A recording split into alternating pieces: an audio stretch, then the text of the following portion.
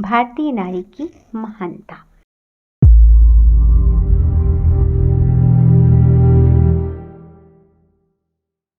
यद्यपि काल प्रभाव से भारतीय नारियों का प्राचीन आदर्श बहुत कुछ मिट गया है, परिवर्तित हो गया है, तो भी प्राचीन संस्कारों के कारण अब भी एक साधारण भारतीय नारी में जो विशेषताएं मिलती हैं, संसार के किसी भी अन्य भाग में मिल सकना संभव नहीं है। अब भी भारतीय नारियों में जितना सतीत्व, श्रद्धा, त्याग का भाव पाया जाता है, उसका उदाहरण किसी भी देश में मिल सकना कठिन है। बचपन से ही नारी में भोलापन होता है, उसमें सहनशीलता, सुकुमारता, लज्जा, उदारता आदि गुण स्वाभाविक होते हैं और साथ ही होती है आत्मसमर्पण की प्रबल साधना।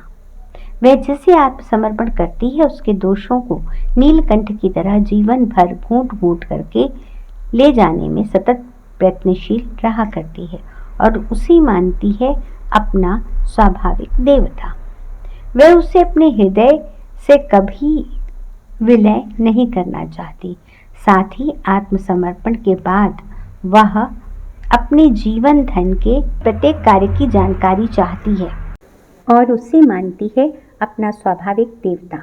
वह उसे अपने हृदय से कभी विलग नहीं करना चाहती। साथ ही साथ आत्मसमर्पण के बाद वह अपने जीवन धन के प्रत्येक कार्य की जानकारी चाहती है।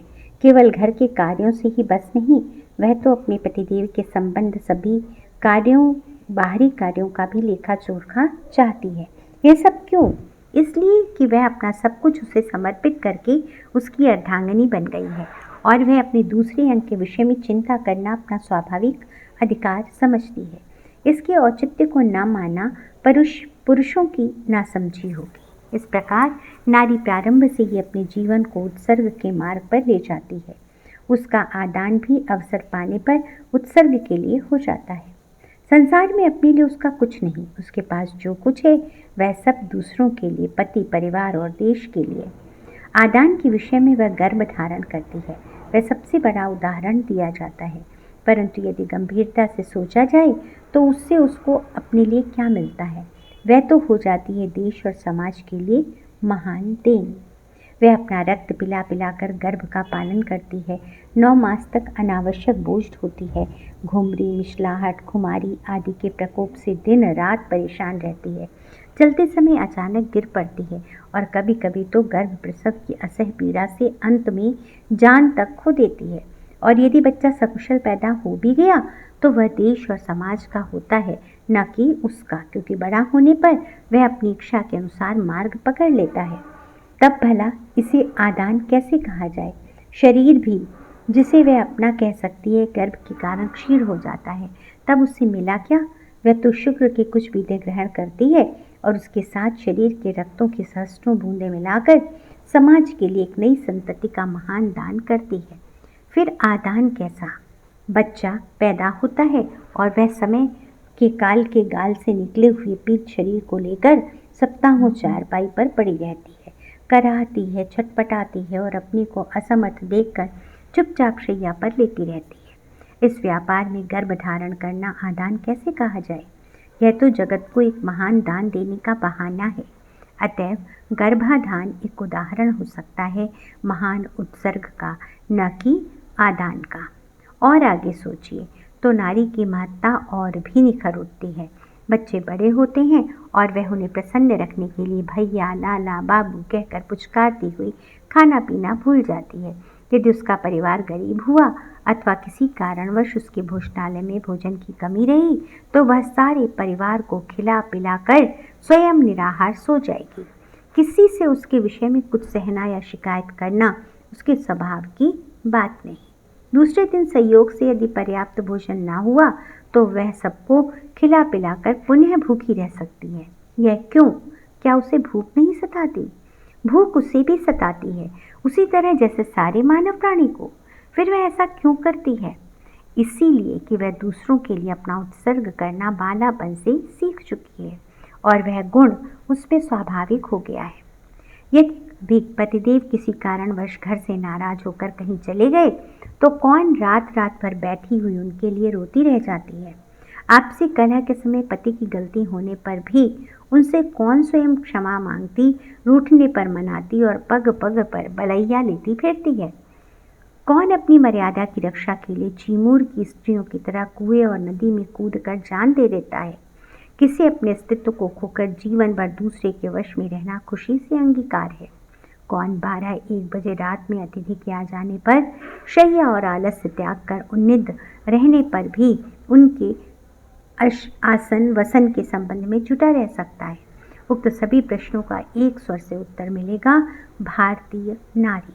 धर्म और संस्कृति की प्रतीक स्वरूप भारतीय नारी किसका हल नहीं रखती। वह दानव को भी मानव, हत्यारे को भी धर्मात्मा और निर्दय को भी सदैव बना सकती है। उसके आंसुओं में धर्म है, क्रीड़ा में संस्कृति और हास्य में सुख का राज्य है। मानव धर्मों का सच्चे अर्थ में केवल वही पालन करती है। मनु जी ने धर्म के 10 लक्षण बताए हैं। धृति, क्षमा, दमोस्तेयम, शौम, इंद्रिय निग्रह, घीरवीयम, सत्यम, क्रोधोदशकम, धर्म लक्षणम। इनमें से प्रत्येक को नारी किस तरह निभाती है, इस पर संक्षेप दृष्टि डालना अधिक समीचीन होगा। संसार का कोई भी मानव 10 लक्षण संपन्न धर्म का पूर्ण रूपेण शायद ही पालन करता। यदि कोई करता भी होगा तो उसे ऐसा करने में असीम साधना करनी पड़ी होगी। परंतु नारी के जीवन में उक्त 10 बातें स्वभाव बन गई हैं। उनके बिना उसे चैन नहीं पड़ता। वह उन बातों को कठोरता से पालन करके सारे संसार की पथ प्रदर्शिका बन गई है। कठिन से कठिन परिस्थितियों में, आपदाओं में घिरी रहने पर भी वह धैर्य के साथ पति की अनुगामिनी बनी रहती है। पति उसके साथ घोर से घोर अत्याचार कर डालता है, शराबखोरी से उनका जीवन दूभर बना देता है, उसके जेवर बेचकर जुआ खेलता है, पर ज्यों ही विपन्न अवस्था में घर आया देखती है उसे, तो वह सब कुछ भूलकर सहानुभूति के साथ उसकी सहायता में तत्पर हो जाती है। अपनी बीती पीड़ाओं के बदले में एक भी शब्द पति के विरुद्ध कहना उसके बूते का नहीं। वह अपने हृदय और स्वभाव से मजबूर है। कोमलता छोड़कर कठोर बनना उसे भाता नहीं। उसका शील हृदय क्षमा के अतिरिक्त और कुछ जानना नहीं चाहता। वह अपने में ही पूर्ण है। दम के विषय में उसकी तितिक्षा इच्छा रहते हुए भी अच्छी वस्तुएं और आहार स्वयं न खाकर परिवार वालों को खिला देना, अपनी पीड़ा भूलकर दूसरों की पीड़ा में संवेदना प्रकट करना, क्रोध न करके सदैव सरस बनी रहना ही पर्याप्त है। शौच और इंद्रिय निग्रह के लिए उसका प्रतिदिन आचरण अनुकरणीय है। कुटुंब, साधु और पति की सेवा करने, उदार हृदय से पीड़ितों और दुखियों को सहारा देने और अपने सुख दुख की बिना परवाह किए रात दिन गृह कार्यों में निरत रहकर गृहिणी पद पर जिम्मेदारी निभाने से बढ़कर शौच और इंद्रिय निग्रह होगा ही क्या। पुस्तक का नाम गायत्री मंत्र के व अक्षर की व्याख्या, नारी की महानता। लेखक पंडित श्री राम शर्मा आचार्य।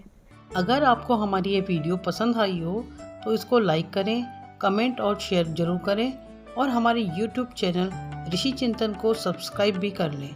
साथ ही बेल आइकन को भी दबाएं ताकि आपको आने वाली वीडियोस की नोटिफिकेशन मिलती रहे।